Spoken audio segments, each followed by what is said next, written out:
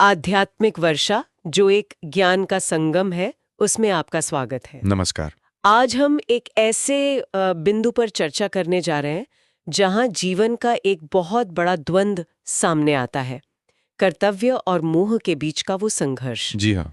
हम श्रीमद् भगवद गीता के दूसरे अध्याय सांख्य योग के तीसरे श्लोक की गहराइयों में उतरेंगे। बहुत ही महत्वपूर्ण श्लोक। और ये जो विश्लेषण है, ये कैप्टन श्याम बहादुर चौहान द्वारा बड़ी ही मेहनत से संकलित और लिखित सामग्री पर आधारित है।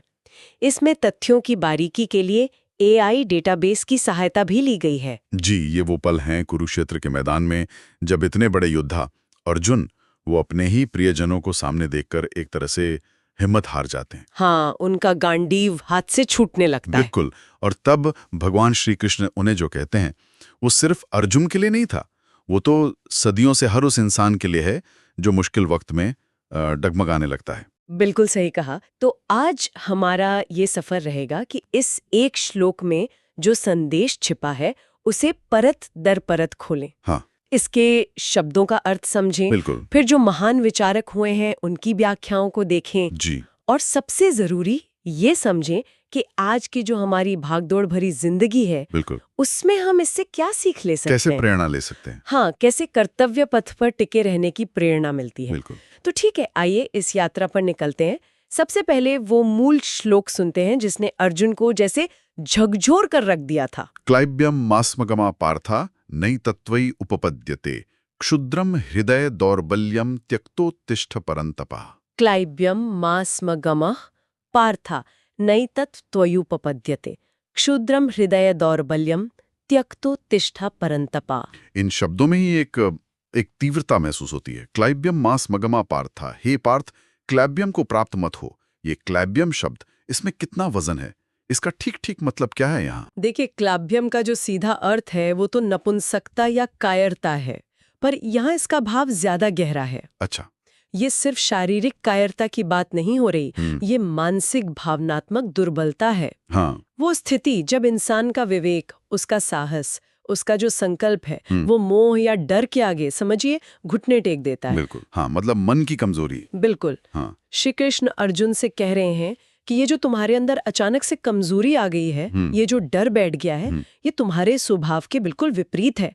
तुम तो पार्थ हो, पृथा के वीर पुत्र, तुम्हें ये शोभा नहीं देता। हाँ, मतलब न एतत्त्वयि उपपद्यते, ये लाइन तो सीधी चोट करती है। हाँ बिल्कुल, ये तुम्हें शोभा नहीं देता, ये तुम्हारे लायक नहीं है। हाँ, और फिर वो कहते हैं क्षुद्रम हृदय दौर्बल्यम, हृदय की दुर्बलता, और वो भी क्षुद्र यानी तुच्छ। ये तो अर्जुन जैसे महान योद्धा के लिए बहुत कठोर शब्द लग सकते हैं। कठोर जरूर हैं, पर उनमें प्रेम भी है और एक उद्देश्य भी।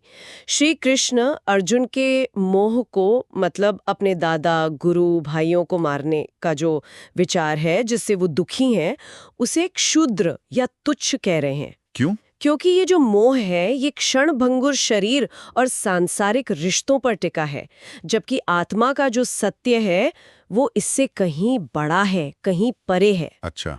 वो अर्जुन को उनकी वास्तविक क्षमता याद दिला रहे हैं। ये जो दिल की कमजोरी है, हृदय दौर्बल्यम, ये बहुत छोटी सी बात है, बहुत नगण्य है उस विशाल कर्तव्य के सामने जिसके लिए तुम यहाँ खड़े हो। हाँ, उनका जो क्षत्रिय धर्म है। बिल्कुल। इसलिए कृष्ण कहते हैं इस छोटी सी कमजोरी को त्यक्त्वा यानी त्याग कर, छोड़कर। हाँ, छोड़कर, त्याग कर, उत्तिष्ठ, उठ खड़े हो। उत्तिष्ठ मतलब सिर्फ शारीरिक रूप से नहीं उठना है। नहीं, शारीरिक और मानसिक दोनों तरह से संकल्प के साथ उठो, लड़ने के लिए तैयार हो जाओ।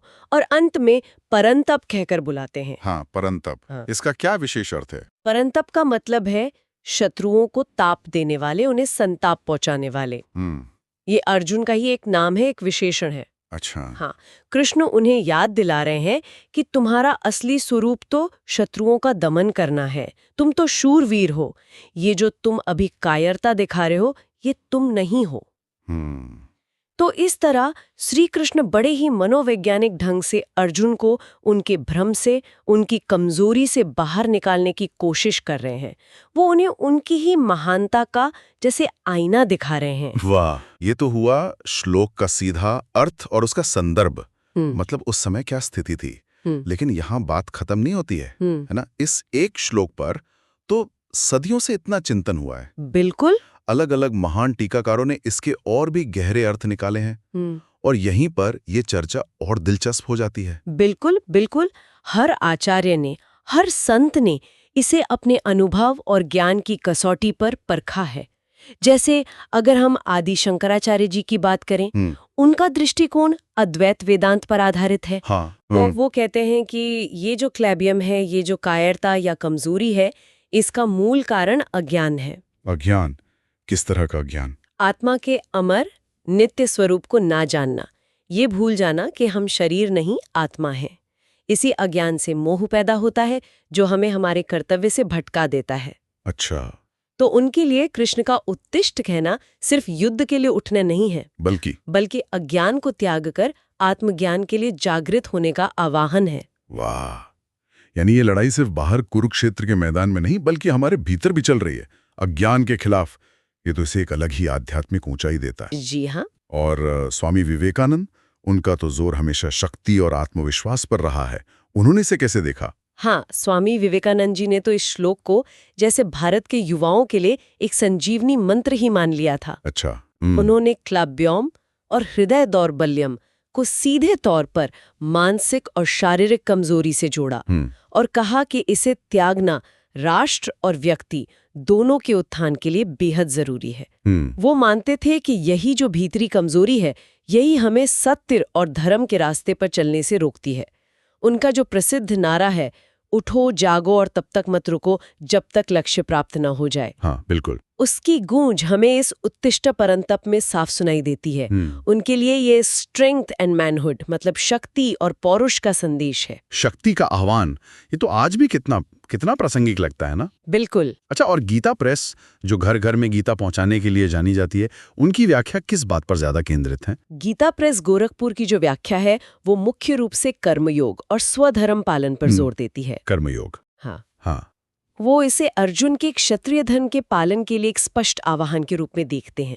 उनका कहना है कि जैसे अर्जुन के लिए उस समय युद्ध करना उनका धर्म था, उनका कर्तव्य था, वैसे ही हर व्यक्ति को अपने वर्ण और आश्रम के अनुसार जो भी निर्धारित कर्तव्य है, उनका पालन करना चाहिए, बिना किसी आसक्ति या मोह के। अच्छा। और ये जो हृदय की दुर्बलता है, यही हमें अपने कर्म पथ से डिगाती है, भटकाती है। यानी कर्म करो, फल की चिंता या मोह में मत पड़ो।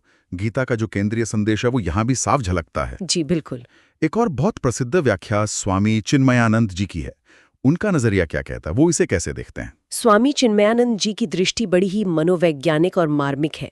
वो कहते हैं कि कृष्ण की ये जो डांट है, ये ऊपरी तौर पर भले ही कठोर लगे, हाँ, लगती तो है, पर इसके पीछे अर्जुन के प्रति उनका गहरा स्नेह है और इसकी क्षमताओं पर अटूट विश्वास भी है। अच्छा। जब कृष्ण कहते हैं न तत्वै उपद्यते, ये तुम्हें शोभा नहीं देता, तो वो असल में अर्जुन को उसकी वीरता, उसकी महानता याद दिला रहे हैं। ये डांट नहीं है, बल्कि एक गिरे हुए दोस्त को उठाने का प्रयास है, एक आशा की चिंगारी जगाने की कोशिश है। ये नजरिया तो इस श्लोक को एकदम नई रोशनी में दिखाता है।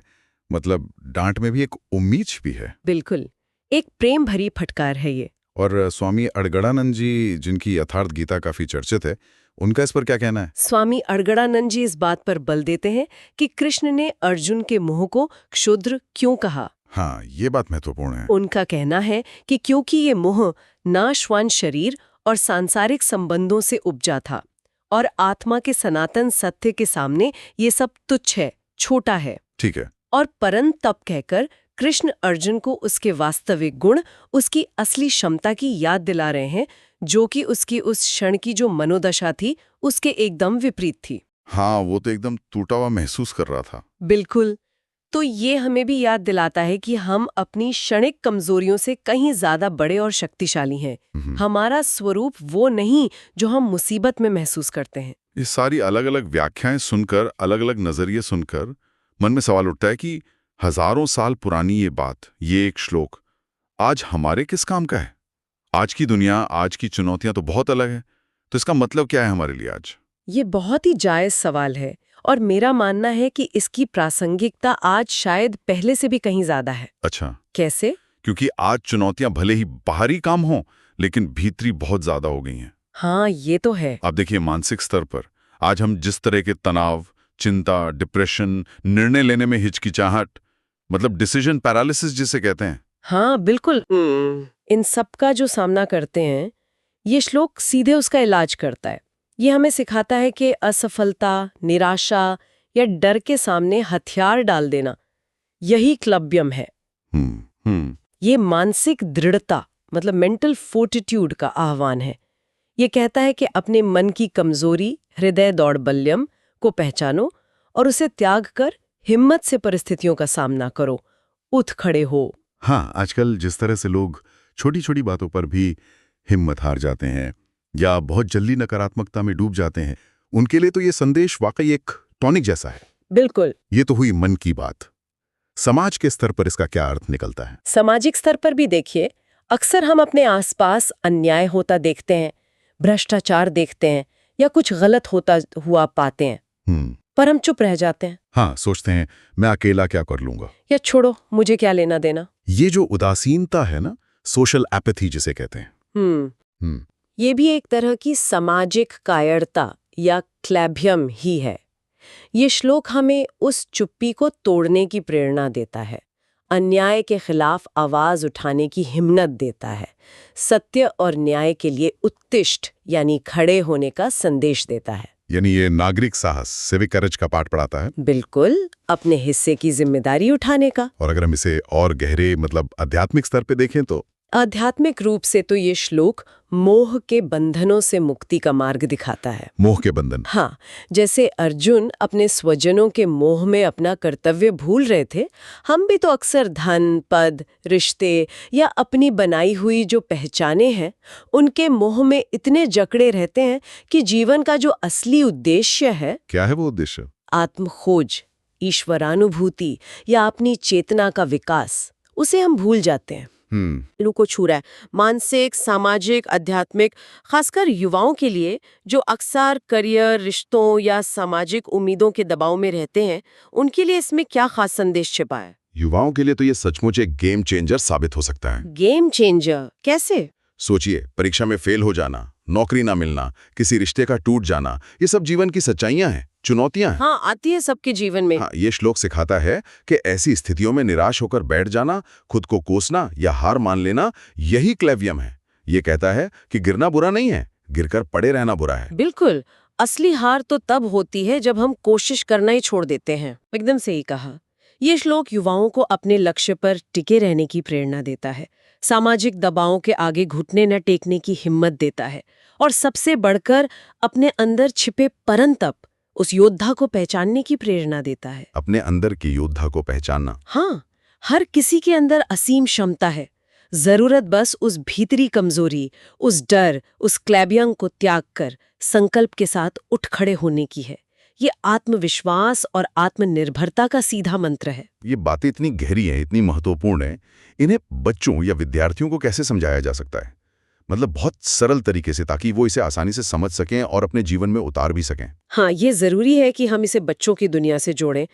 जैसे हम एक उदाहरण दे सकते हैं। बताइए। बेटा, मान लो तुम्हारी कल परीक्षा है और तुम्हारा खेलने का बहुत मन कर रहा है, या तुम्हें डर लग रहा है कि मुझसे ये पढ़ा नहीं जाएगा, ये बहुत मुश्किल है।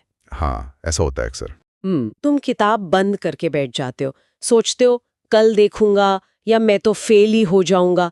ये जो बहाना बनाने का मन करता है ना, ये जो डर लगता है, यही तुम्हारे मन की छोटी सी कमजोरी है।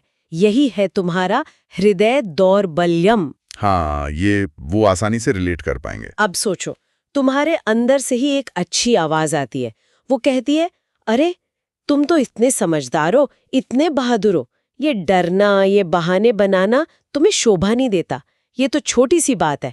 इस आलस और डर को भगाओ, उठो, किताब खोलो और अपना बेस्ट दो। बस यही बात तो भगवान कृष्ण ने अर्जुन से कही थी। वो युद्ध से भागने का बहाना कर रहे थे, डर रहे थे। कृष्ण ने उन्हें याद दिलाया कि तुम वीर हो, ये कमजोरी तुम पर अच्छी नहीं लगती, उठो और अपना काम करो। वाह। तो बच्चों, इसका मतलब है हमें कभी हार नहीं माननी चाहिए, बहाने नहीं बनाने चाहिए, अपनी हिम्मत को जगाना चाहिए और पूरी कोशिश करनी चाहिए, अपना सर्वश्रेष्ठ देना चाहिए। ये वाकई बहुत ही सरल और असरदार तरीका है बच्चों तक ये गहरी बात पहुंचाने का। अच्छा, तो इस पूरी चर्चा को अगर हम समेटें तो इस श्लोक का केंद्रीय सार संदेश क्या है? मानव कल्याण के लिए इसका निचोड़ क्या निकलता है? इसका सार यही है कि मनुष्य असल में मूलतः शक्ति का स्वरूप है, साहस का स्वरूप है, संकल्प का स्वरूप है। जीवन में जो भी चुनौतियां आती हैं, चाहे वो बाहरी हों या भीतरी, वो हमें तोड़ने के लिए नहीं आती, बल्कि वो हमें हमारी अपनी क्षमता का एहसास कराने के लिए आती हैं। परीक्षा लेने आती है। हाँ, एक तरह से परीक्षा ही है। ये श्लोक कहता है, अपने अंदर की जो तुच्छ कमजोरियां हैं, अपने जो डर हैं, अपने मोह के जो जाले हैं, उनको पहचानो और उन्हें काट कर फेंक दो। तुम पार्थ हो, तुम परंतप हो, अपने उस दिव्य शक्तिशाली स्वरूप को पहचानो। हाँ, बिल्कुल। इसलिए उत्तिष्ठ, उठो, जागो और अपने जीवन के हर कुरुक्षेत्र में अपने धर्म और कर्तव्य के लिए पूरी निष्ठा और साहस से खड़े हो जाओ। यही मानव जीवन की सार्थकता है और इसी में असल में सबका कल्याण निहित है। अद्भुत, वाकई अद्भुत। एक अकेला श्लोक और उसमें जैसे जीवन का पूरा दर्शन समाया हुआ है। ये हमें सोचने पर मजबूर करता है। हाँ, और ये एक महत्वपूर्ण सवाल खड़ा करता है हम सबके लिए। क्या सवाल? सवाल ये कि आज हम अपने जीवन के किन युद्ध क्षेत्रों में, चाहे वो हमारे काम का क्षेत्र हो, हमारे रिश्तों का मैदान हो, हमारे स्वास्थ्य की लड़ाई हो या हमारी अपनी मानसिक शांति की खोज ही क्यों ना हो, हम कहाँ-कहाँ अर्जुन की तरह क्लैब्यम यानी कमजोरी या हृदय की दुर्बलता दिखा रहे हैं।